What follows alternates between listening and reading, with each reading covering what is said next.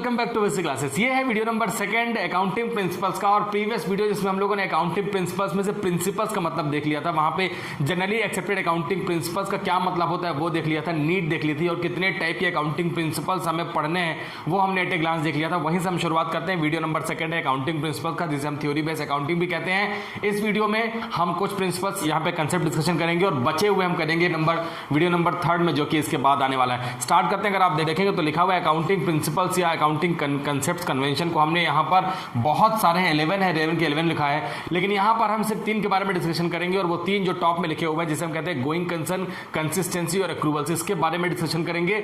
बाकी के हम अपने नेक्स्ट वीडियो में डिस्कशन करने की भरपूर कोशिश करेंगे। अगर यहाँ पर आप देखें तो अकाउंटिंग प्रिंसिपल्स के बाद में अकाउंटिंग कन्वेंशंस लिखे हैं, और हमें अकाउंटिंग कन्वेंशंस भी पढ़ने हैं जब हम अकाउंटिंग कंसेप्ट को क्लियर कर लेंगे। तो अकाउंटिंग कन्वेंशन क्या होता है पहले ये जान लेते हैं। अकाउंटिंग कन्वेंशन में हमें 3 पॉइंट पढ़ने हैं, full disclosure, materiality and prudence. तो ये 3 अकाउंटिंग कन्वेंशंस भी पढ़ने हैं। अब एक क्वेश्चन आ रहा है दिमाग में कि अकाउंटिंग प्रिंसिपल या अकाउंटिंग कंसेप्ट एजम्पशन या अकाउंटिंग कन्वेंशन में क्या डिफरेंस है। बेसिकली देखा जाए तो इनमें कोई बहुत मेजर डिफरेंसेस नहीं होते हैं, लेकिन कुछ माइन्यूट यहाँ पर उनके बीच में डेविएशन होते हैं, डिफरेंसेस होते हैं। वही डिफरेंस हम जान लेते हैं। तो कंसेप्ट लिखा हुआ है और कन्वेंशन लिखा हुआ है, ये हमारे लिए जानना जरूरी है। मैंने आपसे प्रीवियस वीडियो में भी कहा, अगर आप ये सोच के पढ़ाई करेंगे अपने 11th में, बेसिक जो थ्योरी है ये सोच के करेंगे कि एग्जाम में कितने मार्क का आता है, तो ये ठीक नहीं होगा हमारे लिए।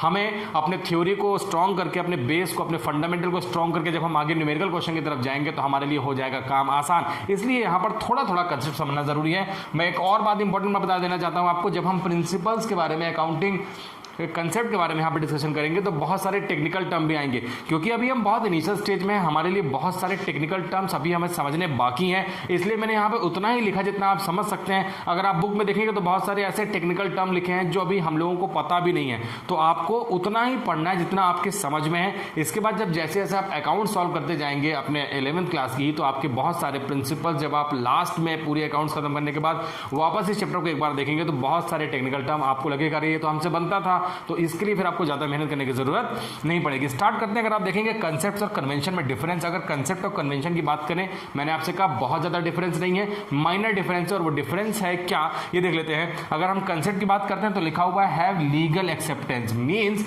अगर प्रिंसिपल बनते हैं या कंसेप्ट बनता है तो लीगली एक्सेप्टेंस होती है, मतलब बाय लॉ इसे हम रिकॉग्नाइज मानते हैं। लॉ कहता है कि हाँ आपने यहाँ पे कंसेप्ट या प्रिंसिपल एप्लीकेबल किया अपने बुक्स ऑफ अकाउंट में, मतलब लीगली है, आपने कोई इलीगल वर्क, आपने कोई ऐसा काम नहीं कर दिया जो एक्सेप्टेंस उसकी ना मिलती हो। तो बहुत क्लियर है। अगर हम कन्वेंशंस की बात करते हैं तो लिखा है गाइडलाइंस बेस्ड अपॉन कस्टम और जनरल एग्रीमेंट।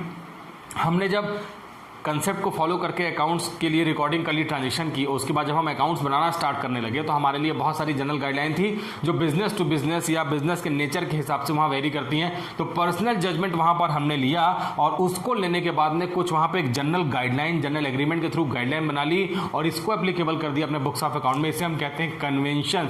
अगर हम पॉइंट नंबर 2 देखते हैं तो लिखा है where transaction are recorded and accounts are maintain.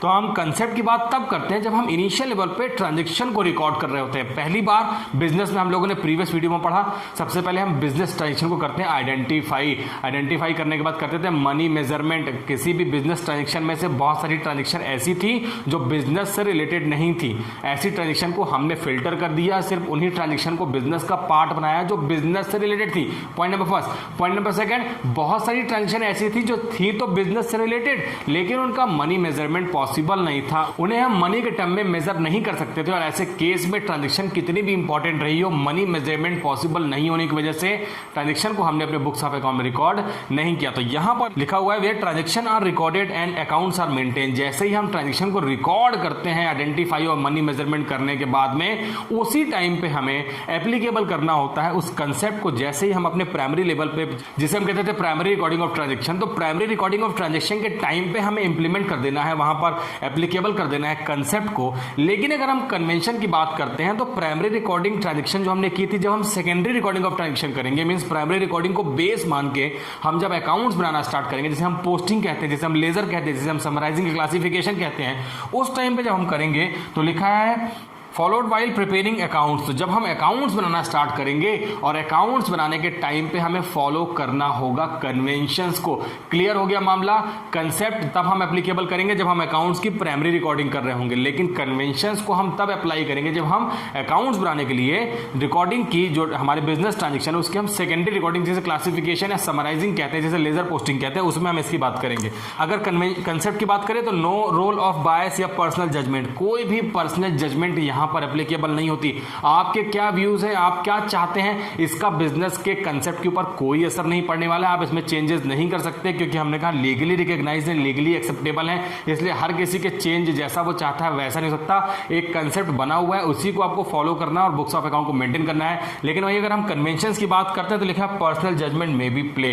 आप पर्सनल जजमेंट एप्लीकेबल कर सकते हैं क्योंकि बिजनेस आपका है, बिजनेस की ट्रेड प्रैक्टिसेस आपको पता है कैसे डील करना है कस्टमर के साथ में।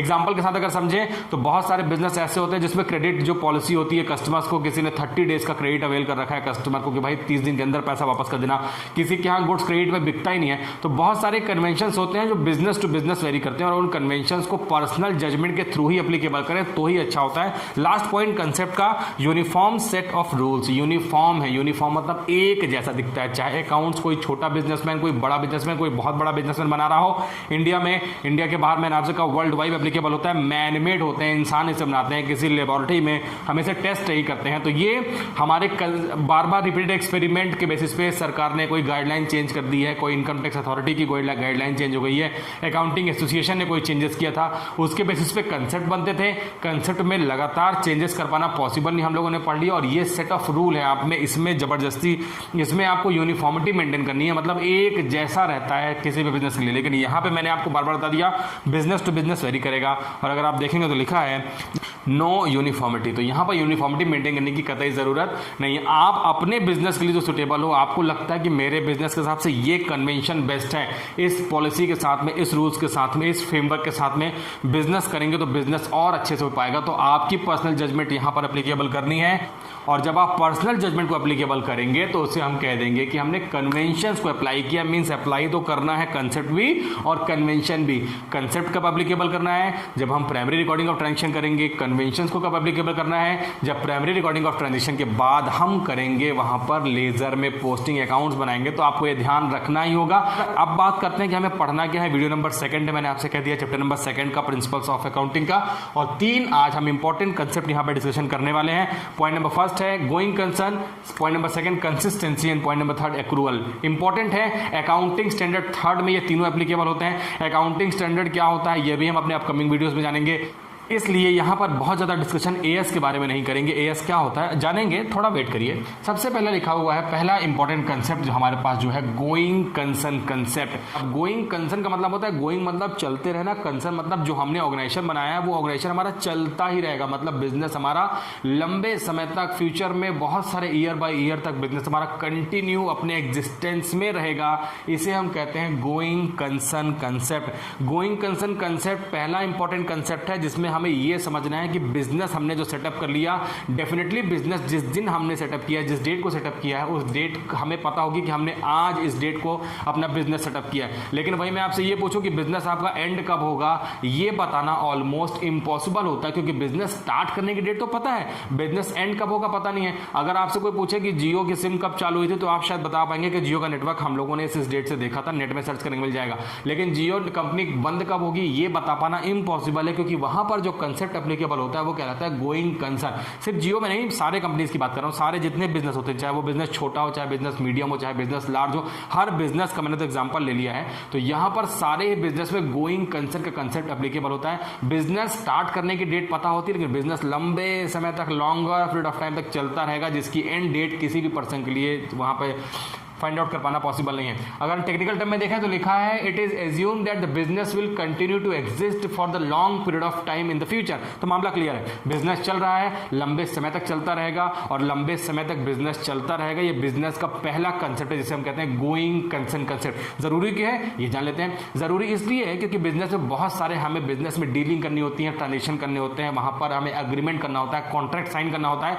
ये सारा पॉसिबल हो पाएगा बिजनेस के गोइंग कंसर्न कंसेप्ट कंसेप्ट के ऊपर। अगर हम बिजनेस में किसी से लोन लेते हैं और हम उस पर्सन से कहते हैं कि भैया लोन का पेमेंट में आने वाले 5 साल के अंदर आपको वापस कर दूंगा। अब ये मैंने कैसे डिसाइड कर लिया कि मैं अपने लोन का पेमेंट 5 ईयर्स के अंदर में विद इन 5 ईयर्स कर दूंगा? इसका मतलब ये है कि यहां पर जो कंसेप्ट एप्लीकेबल है वो है गोइंग कंसर्न। आपने यही थीम, यही कंसेप्ट अपने दिमाग में रख के, और सामने वाले को भी पता है कि बिजनेस अगर स्टार्ट हुआ है तो लंबे समय तक चलता रहेगा, इसीलिए उसने एक अमाउंट आपको 5 ईयर्स या 10 ईयर्स के लिए लोन दे दिया। मींस कि उसे ये भरोसा है कि बिजनेस 5 या 10 ईयर तक चलता रहेगा, गोइंग कंसर्न है, लगातार बिजनेस चलता रहेगा, तभी तो उसने आपको पैसा उधार दिया है। तो हम जो नेगोशिएशन करते हैं बिजनेस में, अगर हम किसी को गुड्स उधार में वहां पर सेल कर देते हैं या हम गुड्स क्रेडिट में परचेस करते हैं, तो सभी जगह पे कंसेप्ट एप्लीकेबल है गोइंग कंसर्न का। ठीक ऐसे ही मैं अपने बिजनेस के लिए कोई एसेट्स लेके आता हूं, और अभी हम लोग जानेंगे कि बिजनेस में जब एसेट्स परचेस करते हैं तो assets are 2 types, current assets और फिक्स्ड एसेट्स। फिक्स्ड एसेट्स का मतलब होता है एक ऐसी एसेट जो बिजनेस में लंबे समय तक रहती है, मोर देन 1 अकाउंटिंग ईयर तक हमारे पास रहती है, उसे हम फिक्स्ड एसेट्स कहते हैं। फ्यूचर में और ज्यादा जानेंगे। अब फिक्स्ड एसेट्स होता है subject matter to depreciation. Assets को लगातार यूज करने से वो एसेट जाती है घिस, वहां पे उसमें घिसाव हो जाता है, जिसे अकाउंटिंग ट्रीटमेंट हम करते हैं, उसे हम कहते हैं डिप्रिसिएशन। अब एसेट्स हमने परचेस की और हम कहते हैं कि भाई 10 साल चलेगी। अब ये 10 साल जो मेरे मुंह से वर्ड निकल गया, इसे हम कहते हैं गोइंग कंसर्न। ये मान के बिजनेस करना है कि बिजनेस लगातार चलता रहेगा और बिजनेस में हमें कई साल तक वहां पर बिजनेस करते रहना है, बहुत सारे एग्रीमेंट कॉन्ट्रैक्ट साइन करने हैं, इसे हम कहते हैं गोइंग कंसर्न। फिलहाल आपके लिए इतना ही जानना जरूरी है। मैंने आपसे कह दिया बुक में बहुत टेक्निकल लैंग्वेज लिखी है, अभी मत फंसिए इन सब टेक्निकल लैंग्वेज में, सिंपल समझिए, मजा आने वाला है। अगर नेक्स्ट देखें, लिखा है accounting is always done with the view that business entity will last for a long time. Business चलता रहेगा लॉन्गर पीरियड ऑफ टाइम तक। हमें बहुत सारे डिसीजन लेते आज हैं लेकिन लेते फ्यूचर के लिए हैं। आज ही डिसीजन को टेक करना है, लेकिन ये डिसीजन हमने फ्यूचर के लिए लिया है। जैसे मैंने आपसे कह दिया कि मैंने लोन लिया है, लेकिन लोन मैंने इसलिए लिया है कि अगले 10 ईयर्स तक मैं बिजनेस में नया कुछ वहां पर डाइवर्सिफिकेशन करना चाहता हूं, कुछ नया बिजनेस में ग्रोथ एक्सपेंशन करना चाहता हूं। तो लोन आज लेके उसका अगले 10 ईयर्स तक मैं बेनिफिट लेना, मतलब कि 1 साल से ज्यादा तक बिजनेस लगातार लॉन्गर पीरियड ऑफ टाइम तक चलता रहेगा। कंसेप्ट क्लियर हो गया है, इसे हम कहते हैं गोइंग कंसर्न। पॉइंट नंबर 2 लिखा है कंसिस्टेंसी। कंसिस्टेंसी का मतलब होता है कि अगर आप बैटिंग करने जा रहे हैं तो हम ये एवरेज लेते हैं कि भाई अगर ये बैट्समैन बैटिंग करने गया है तो कम से कम वहां पर 50 to 60 रन जरूर बनाएगा। हर मैच में इसका जो एवरेज है, जो हर मैच में रन बनाता है ये प्लेयर, ये 50-60 बनाता है, इसे हम कंसिस्टेंसी कहते हैं। एक मैच में सेंचुरी मार देता है, दूसरे मैच में 50 बनाता है, बहुत सारे मैचेस में वो 0-0-0 पे आउट हो जाता है, कभी 10 में आउट हो जाता है, इसे हम कंसिस्टेंसी नहीं कहते। कंसिस्टेंसी का मतलब होता है कि एक ही जैसा उसका पैरामीटर है और उसी पैरामीटर चल रहा है। ठीक ऐसे ही बिजनेस करने के लिए कंसिस्टेंसी का होना बहुत ज्यादा जरूरी है। एक सिंपल टर्म समझते हैं, फिर कंसिस्टेंसी को और अच्छे से समझेंगे। सिंपल टर्म ये है कि आप में से बहुत सारे बिजनेस क्लास फैमिलीज हैं और बिजनेसमैन लोग क्या करते हैं, बिजनेस का एक रूटीन टाइम डिसाइड करते हैं कि बिजनेस इतने बजे ओपन होगा, इतने बजे हम बिजनेस को बंद कर देंगे। हफ्ते में एक आध ऐसा दिन होता है जिस दिन टोटल वहां पर बिजनेस हमारा क्लोज रहता है, हम सबको रेस्ट देते हैं। तो ये कंसिस्टेंसी हम मेंटेन, लगातार इसी टाइम पीरियड में हम बिजनेस करते रहते हैं और इसे ही हम कहते हैं कंसिस्टेंसी। लेकिन क्योंकि अकाउंटिंग पढ़ रहे हैं, टेक्निकल टर्म जानना जरूरी है। और कंसिस्टेंसी का मतलब होता है कि हम अपने बिजनेस में जो भी accounting concept, accounting principles, accounting वहां पर एजम्पशंस यूज कर रहे हैं वो सब ईयर बाय ईयर चेंज नहीं होनी चाहिए। हमने इस ईयर को दूसरा कंसेप्ट लेके बिजनेस में अकाउंट्स मेंटेन कर लिए, नेक्स्ट ईयर में कुछ और, कमिंग ईयर में कुछ और कर दिया, ऐसा नहीं होना चाहिए। Accounting principle and method should remain consistent from 1 year to another year. तो आपने जो भी वहां पर फैसले लिए हैं बिजनेस करने के लिए, फ्रीक्वेंट चेंज नहीं करने हैं, चेंजेस करने हैं। जब कोई सर्कमस्टेंसेस क्रिएट हो जाएगा तो डेफिनेटली चेंजेस करने हैं, लेकिन चेंजेस आपको हर टाइम नहीं करते रहना है कि हमने इस साल हमने इस ईयर डिप्रिसिएशन का रेट कुछ और ले लिया, नेक्स्ट ईयर में डिप्रिसिएशन का कुछ और रेट ले लिया, इस ईयर हमने डिप्रिसिएशन की मेथड कोई और अडॉप्ट कर ली, नेक्स्ट ईयर में कोई और मेथड अडॉप्ट कर ली। ऐसा नहीं करना है। आपने जो भी वहां पर इंपॉर्टेंट डिसीजन लेने हैं वो सोच समझ के लेने हैं और इसमें फ्रीक्वेंट चेंजेस नहीं करना है। इसे हम कहते हैं consistency. If firms adopt the different accounting principles in the two accounting period, the profit of current period will not be comparable with the preceding year.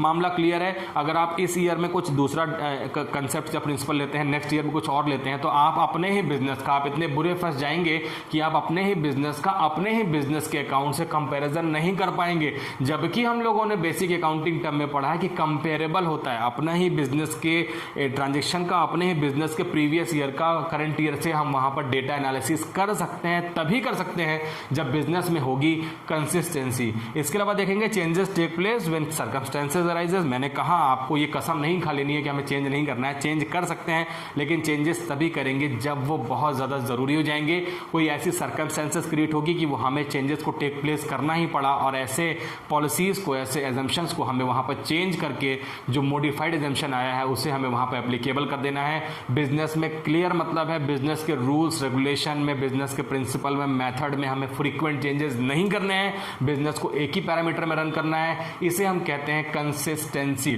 और पॉइंट नंबर 3 लिखा है जो कि बहुत इंपॉर्टेंट पॉइंट है। आप एक्रूवल्स के बारे में हम बात करें, एक्रूवल्स का मतलब आप सबको जानना जरूरी है। बाकी के सारे कंसेप्ट्स आपको नहीं आते, समझ में कॉम्प्लिकेटेड लगते हैं, लगेंगे नहीं, आप आसानी से पढ़ेंगे तो समझ में आ जाएगा, लेकिन एक्रूवल कंसेप्ट आपके लिए बहुत इंपॉर्टेंट है। एक्रूवल कंसेप्ट का मतलब होता है बहुत सारे बिजनेस में जो ट्रांजेक्शन हो रहे हैं वो क्रेडिट में हो रहे हैं, बहुत सारे बिजनेस में ट्रांजेक्शन ऐसे हो रहे हैं जो हैं तो इस ईयर के लेकिन उसका पेमेंट हम नेक्स्ट ईयर में करते हैं, बहुत सारी इनकम ऐसी होती है जो हमने इस ईयर में जनरेट की लेकिन हम उसका बेनिफिट नेक्स्ट ईयर में ले पाते हैं। एग्जांपल देते हैं, मैंने गुड्स को सेल कर दिया, आज मान लेते हैं हमारा अकाउंटिंग ईयर का लास्ट डेट है 31 मार्च है, फाइनेंशियल ईयर का लास्ट डेट है जिसे हम 31 मार्च कहते हैं, और आज ही मैंने किसी को गुड्स सेल कर दिया। जैसे ही मैं किसी को एज्यूम करते हैं 1 लाख रुपीज़ का गुड्स सेल करता हूँ और उस 1 लाख के पीछे मेरा प्रॉफिट 10,000 रुपीज़ है, मतलब मैंने 31 मार्च को गुड्स को सेल करके 10,000 रुपीज़ का प्रॉफिट कमा लिया। अब क्वेश्चन ये है कि 10,000 रुपीज़ का गुड्स तो 1 लाख रुपीज़ का गुड्स तो मैंने सेल कर दिया। अब क्वेश्चन ये है कि 1 लाख रुपीज़ का गुड्स तो मैंने सेल कर दिया, 1 लाख रुपीज़ के गुड्स को सेल करने के बाद में अगर पेमेंट तुरंत रिसीव्ड हो गया होता, कैश मिल गया होता, तो वो 10,000 रुपीज़ जो उस 1 लाख का प्रोपोर्शनेट प्रॉफिट था वो मेरी रेवेन्यू रिकॉग्नाइज हो जाती कि मैंने आज इस पर्टिकुलर डेट को गुड्स का सेल करके 10,000 रुपीज़ कमाया है। क्वेश्चन ये है कि अगर मैंने वो गुड्स 1 लाख रुपीज़ का क्रेडिट में सेल किया तो मुझे मिला कुछ भी नहीं, जो कि मुझे अब नेक्स्ट अकाउंटिंग ईयर में मिलेगा। जो मुझे 1 लाख रुपीज़ मिलेगा वो तो मिलेगा लेकिन अब इस ईयर में नहीं बल्कि नेक्स्ट अकाउंटिंग ईयर में मिलेगा। ऐसे केस में मेरा प्रॉफिट कितना हुआ, इसे ही हम कहते हैं एक्रूवल। जिस ईयर की इनकम थी आपको इनकम उसी ईयर में बुक करनी है, मींस भले ही आपको वो 1 लाख रुपीज़ नहीं मिला जिसमें आपका प्रॉफिट छुपा था 10,000 रुपीज़, लेकिन आपको वो इनकम इसी ईयर में बुक कर लेनी है, और इसी कंसेप्ट को हम कहते हैं एक्रूवल कंसेप्ट। ठीक ऐसे ही अगर इनकम की बात ना करें, एक्सपेंसेस की बात करें, हम एज्यूम करते हैं कि अपने एम्प्लॉयज़ की सैलरी देनी है, हमें बिजली का बिल पेमेंट करना है, टेलीफोन रिचार्ज कराना है, बिल्डिंग का रेंट पेमेंट करना है, और ये हम नेक्स्ट मंथ में देते हैं, नेक्स्ट मंथ की डिसाइड कर लेते हैं कि 5 जो डेट होती है 5 तारीख को हम पेमेंट करते हैं। अब खर्चा इस महीने का है लेकिन पेमेंट हम अगले मंथ कर रहे हैं या अगले ईयर में कर रहे हैं। ऐसे में करना क्या है, ऐसे में जब लास्ट अकाउंटिंग ईयर का डेट होगा और उस ईयर के जो उस पर्टिकुलर मंथ के जो खर्चे होंगे वो हम नेक्स्ट ईयर में पेमेंट करेंगे, लेकिन क्योंकि एक्सपेंडिचर इस ईयर से रिलेटेड था तो आपको एक्सपेंडिचर को इसी ईयर में बुक करना है, भले पेमेंट आप उसे नेक्स्ट ईयर में करेंगे।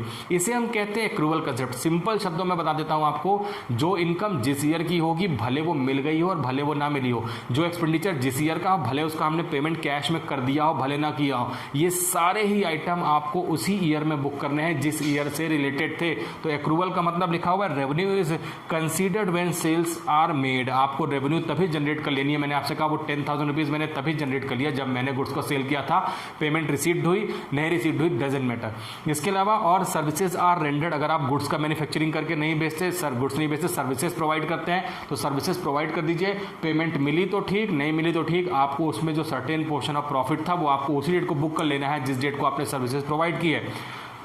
कैश इज रिसीव्ड और नॉट, तो अगर कैश रिसीव्ड हुआ है या नहीं हुआ है तो आपको इस बात का ध्यान नहीं रखना है, आपको उसी डेट को वहाँ पर अपनी इनकम जनरेट करनी है। Expenses are recognised when the facilitate to earn the revenue. Expenses क्यों करते हैं, प्रीवियस वीडियो देख लेंगे क्लियर हो जाएगा। एक्सपेंसेस हम करते हैं क्योंकि हम वहाँ पर रेवेन्यू जनरेट करना चाहते हैं। मैंने बिल्डिंग का रेंट क्यों पेमेंट किया अपने बिजनेस का, क्योंकि इस बिल्डिंग के में जो मेरा बिजनेस है इससे बिजनेस को रन करके मैं रेवेन्यू जनरेट करता हूँ। मैंने क्यों वहाँ पर फ्रेट कैरियर्स का पेमेंट किया है, मैंने कैरियर्स का पेमेंट या फ्रेट का पेमेंट किया है क्योंकि वो मेरे रेवेन्यू को जनरेट करने में मेरी हेल्प करते हैं। अब यहाँ पे बात चल रही है कि आपने फ्रेट का पेमेंट, आपका सामान तो आ गया ट्रक में लोड होकर, लेकिन आपने अभी ट्रक का जो भाड़ा है जो पेमेंट है वो नहीं किया है, लेकिन वो पेमेंट करना चाहिए था। तो अगर आपने पेमेंट नहीं किया है और अकाउंटिंग ईयर हो गया है क्लोज, ऐसे केस में वो आपकी एक्सपेंडिचर इसी ईयर की मानी जाएगी क्योंकि आपने उसे आज किया है जो एक पर्टिकुलर ईयर से रिलेटेड है, भले आपने उसकी पेमेंट की हो चाहे ना की हो। तो मामला बहुत क्लियर है, जिस ईयर का होगा उसकी रिकॉर्डिंग उसी ईयर में करनी है। इसे हम कहते हैं एक्रूवल्स कंसेप्ट और एक्रूवल कंसेप्ट के बाद में 3 important concept going concern, consistency और एक्रूवल्स यहाँ पर हमारे कंप्लीट हो गए हैं। Next business entity, money measurement, accounting period, cost concept, dual aspect, revenue recognition, matching and objectivity के साथ नेक्स्ट वीडियो में फिर से आपसे मिलेंगे। हमारे साथ बने रहिए। प्रीवियस वीडियो नंबर 1 के लिंक भी डिस्क्रिप्शन में अवेलेबल है, वहां से लेके देखिए, फिर इसे देखिए, मजा आएगा। नेक्स्ट वीडियो में फिर मिलते हैं, तब तक के लिए बाय बाय।